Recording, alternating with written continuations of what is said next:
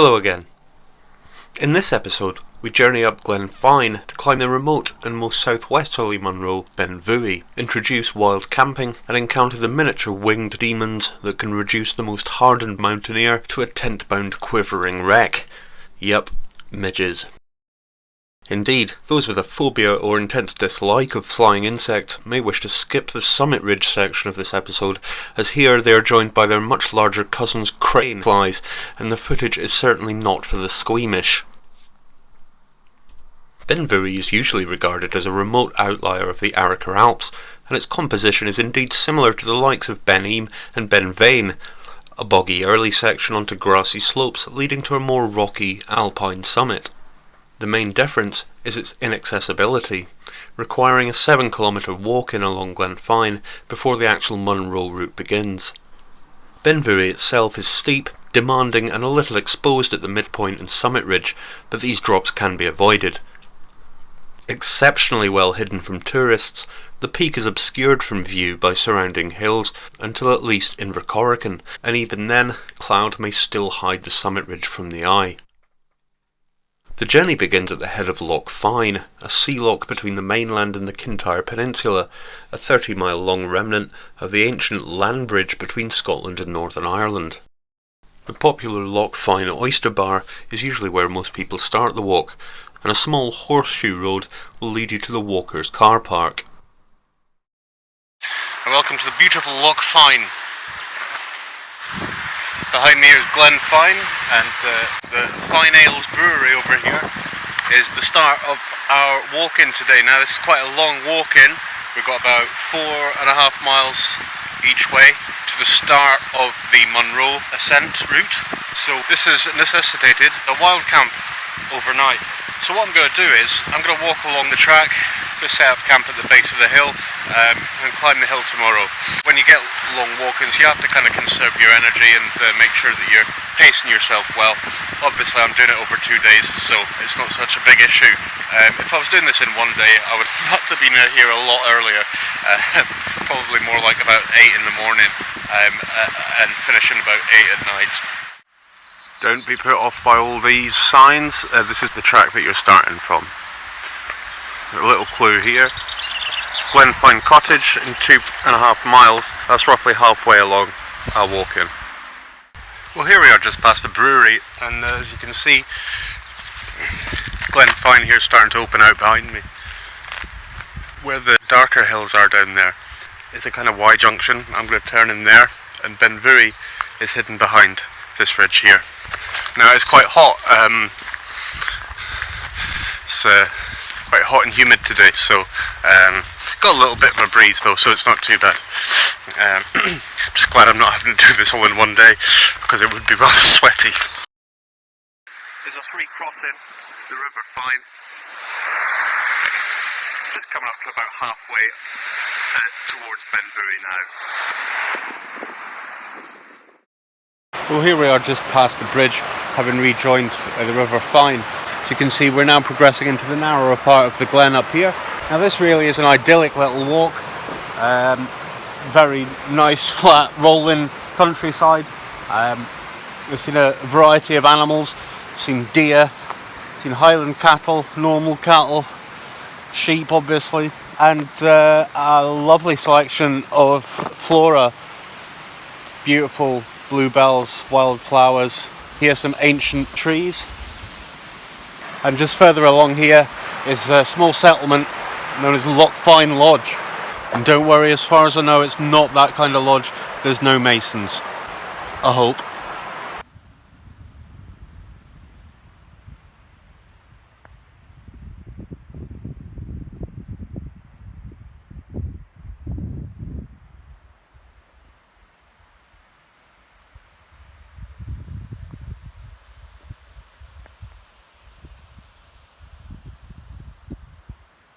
Leaving Glen Fyne Lodge there, find ourselves in a tree-lined boulevard of mixed woodland next to the River Fyne down there through the trees. A very serene little walk-in beginning to there to the west, and this is going to take us round the corner to Invercorrigan. This is the point at which we leave the tarmac. Basically a Y junction here, and we're taking the left or westward rougher track up to Invercorrigan. At the bottom of these glens here there is no road, and indeed there's no track beyond Invercorrigan, so very much as they would have looked before so many people lived in the Highlands and worked the land. Just as we've turned this corner, Benvuy has begun to appear, and it's looking quite sudden, isn't it? Bare minimum for a bothy there, not much of a roof on it. Well, here we are entering what feels like the Bolivian rainforest, but I can assure you we're still in Scotland. Look, given the amount of flying insects and the quite sweltering humidity, did have to check there. So if I manage to survive without being eaten by any jaguars, I'll see you soon.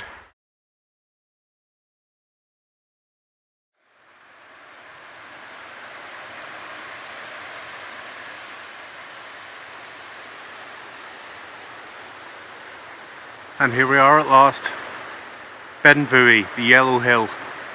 Down there you can just see Invercorrigan Cottage. They're poking through the trees, and we'll make our way up these steep grassy slopes up to the rocks and to the summit tomorrow.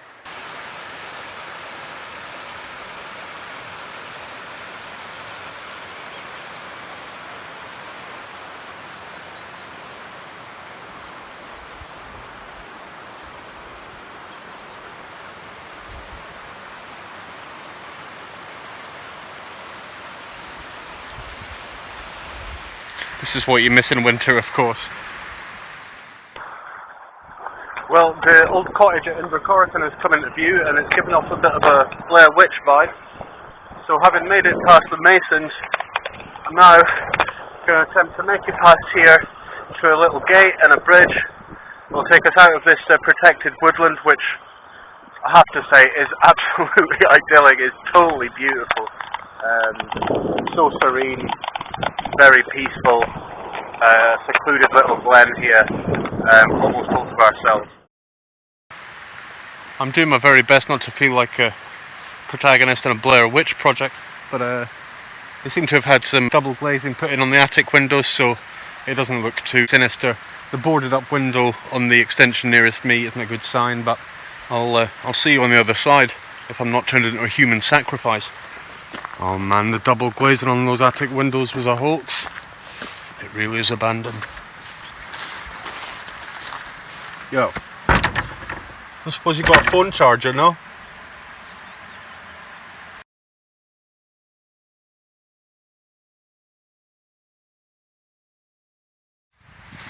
Now, sooner or later, when you're doing the Munros, you're going to come across the C word, camping. This strikes a fear of God into some people. Those who are particularly hygiene conscious may find it a bit of an ordeal. Of course, there are guest houses, there are hotels, there are holiday cottages that you can rent out, there are other options, but camping is indeed obviously the most basic and the most traditional way of spending the night in these hills. It's certainly the only way that you can spend a night up the hills. Now, the midges are beginning to bite. It is getting to that time of night, and this is fairly wet, marshy ground, so I'm not wasting much time in getting my tent up. Basically, there's nothing to fear about camping at all. Wild camping is tremendously fulfilling. It will give you a great sense of freedom and independence. You can basically be halfway up a hill like I am here and say, right, well, actually I'm going to spend the night here, and it's just a case of finding a nice perch like this, a nice bit of flat ground that you can basically, if you can lie on it, then it's a good sign. Make sure there's not too many stones or rocks, or you have a hard time getting the tent pegs in, and obviously make sure that it's not sodden, the ground isn't completely soaked, because you're going to wake up with a bit of a crick in your neck if that's the case. This is our route tomorrow morning. We'll be taking up beside this fence here and up onto the plateau there, and then obviously taking on the main bulk of Benvuy from there. But for now, I'm going to try and beat the midges and get my tent up. Not a bad view from the office really, is it? Well, we've got the tent set up and well, the midges are lingering a little bit. Thankfully it's cooled down quite a bit, and we've got a little bit of wind, so they don't tend to like that very much. Now that it's a bit cooler, thankfully I can sit outside. I was holed up in the tent there for about 20 minutes. It was just basically their favourite time of the day, early evening, very humid, very mild, and not a lot of wind about. As I say, the temperature's dropped a little bit, the sun's kind of disappearing down there behind the clouds, up towards Benvuy itself. So we're able to re-emerge and enjoy the fantastic scenery that we've got here. The forecast for tomorrow, a bit of cloud in the morning. In the afternoon we'll get a bit of sunshine as well, so I'll see you in the morning.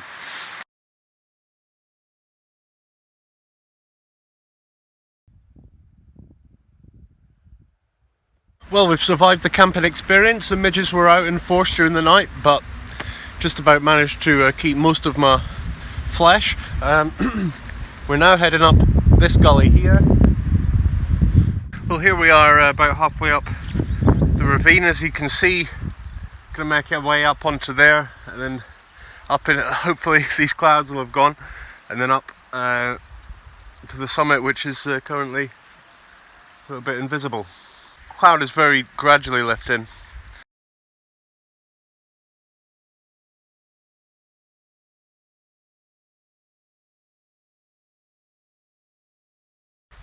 I must be doing something wrong here, because I keep lifting it, but no dog appears. Oh well. Well, this is the head of that ravine. As you can see, there's a spectacular gully there with what appears to be a chalk stone wedged around about halfway up. I'll confirm that as we get closer. I'm taking a route basically to the right hand side of that gully there and the chalk stone in it. A kind of pleasant amble up towards the ridge, and the summit up there still bathed in cloud, unfortunately. However, behind me the cloud is beginning to lift a bit more, and we're beginning to see the hills of over there is Rest and Be Thankful. Now that really is the name of it, which is a quite spectacular mountain pass between Arrochar here and Inverary, just down Loch Fyne here. This here is Glen Fyne. This is Mallabadonach that we saw yesterday, and down there is the track that we came in on. So basically there's two paths up Benvuy. For the more adventurous, this path, I don't know if you can make it out, but basically this path meanders up from the bottom of the gully here and kind of snakes its way up this kind of secondary mini ravine there, and it looks like a rather nasty scrambly little steppy bit just at that crux section there. So we're going to take this rather more sedate ascent up here. It's going to be quite a view at the top, hopefully, if these clouds lift, please. Well, we've gained some proper height, as you can see. It's quite humid, as you can probably tell, but there's a bit of a breeze, even though we're kind of in the lee of the ridge here. More accurately, up here where we're going, there'll be more wind, and hopefully less midges. If there's any black spots on my face, it's midges plastered to it, I'm afraid. This is the downside of coming to Scotland, the Scottish Highlands in the summer. During kind of May to September, the dreaded midge is very much in attendance on the Scottish hills. Generally, if you keep going, if you keep moving, or there's a wind, they generally tend to stay off you. So because I'm stood here right now, they're obviously thinking their meal's arrived, but it's actually the female midge that bites, the male midge doesn't. The female needs what's called a blood meal, lovely, to lay her eggs. They live in the grass, and they are little bastards. Let's not mince words here. If you don't like biting insects, this is a consideration if you're coming to Scotland in the summertime. As I say, in the autumn, winter, early spring, it's generally too cold for them.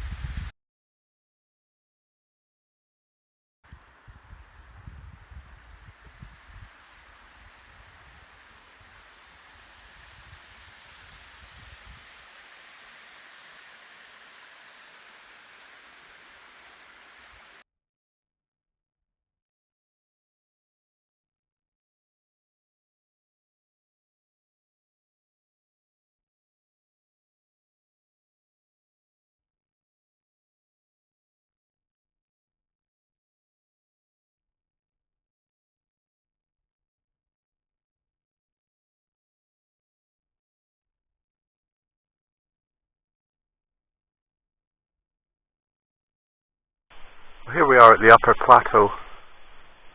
As you can see, there's this final boggy stretch just before we reach the main crux section, which is going to be fairly tasty in this heat. And there's a wee bit of wind, so it's not too bad.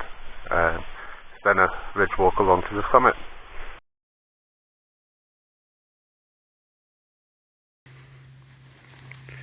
Well, here we are up on the ridge crest, and quite a beautiful view over at the Cracken Hills there, as you can see. Now, I don't know if the camera can pick this up, but it is absolutely hoaching with midges up here. Now, this is at least 900 metres, and I have to say, this is definitely the highest I've ever experienced clouds of midges before. You get the occasional one, but yeah, up here there's virtually no wind, so they're kind of feasting on my blood at the moment, or at least trying to. It's really a case of just keeping moving. Normally, as I say, you can kind of beat them with the height up at this altitude, but yeah, they really are quite swarmy, so I can't really hang about too long. As you can see, Benbury has finally reveals its summit behind me.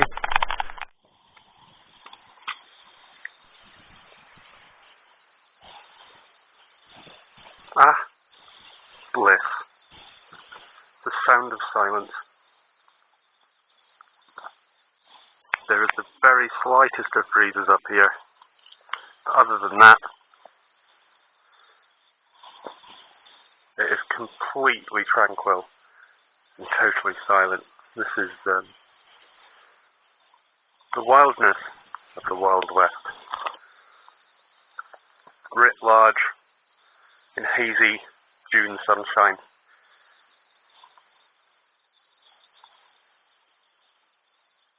And over there to the Arrochar Alp, the mass of Ben Lomond there in the background in the distance. A very knobbly one to its right is Ben Vane. To its left in the foreground is Ben Vorlich.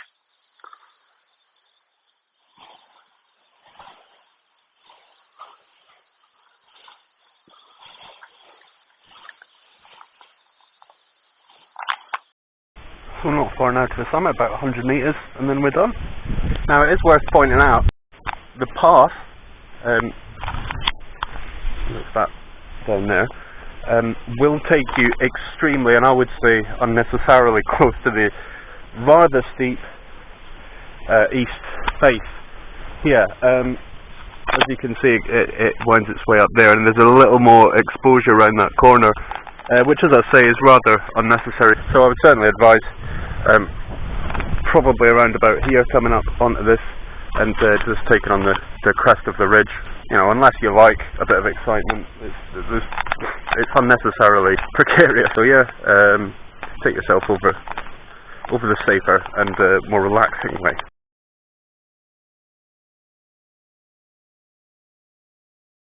Here we are, the final few steps up to the summit. And the panorama is quite beautiful, but fortunately it's kind of limited by the haze and the cloud cover a little bit. But you're getting a good shot down there, Loch Fyne, start of our trail. Now, unbelievably, there are still midges up here at 948 metres.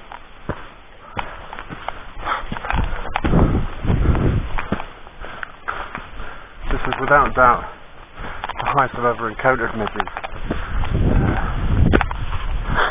Okay. So this is what's left of the trig point. By the looks of it. I've got what looks like a little windbreak come cairn up here as well. Incredible amount of midges up here. Hopefully the wind gets up a little bit, so I'm just going to have a cup of tea and then head back down. Over there, Loch Awe. But yeah, this has been Benvuy, and it has been quite a trek, quite a slog, but absolutely worth it. Looking down here into Glen Shira is an alternative way of getting to the hill. Obviously there's that track up there. Now, finding your way through this dense woodland, however, probably wouldn't be as much fun, and certainly not as pleasant as our walk-in yesterday.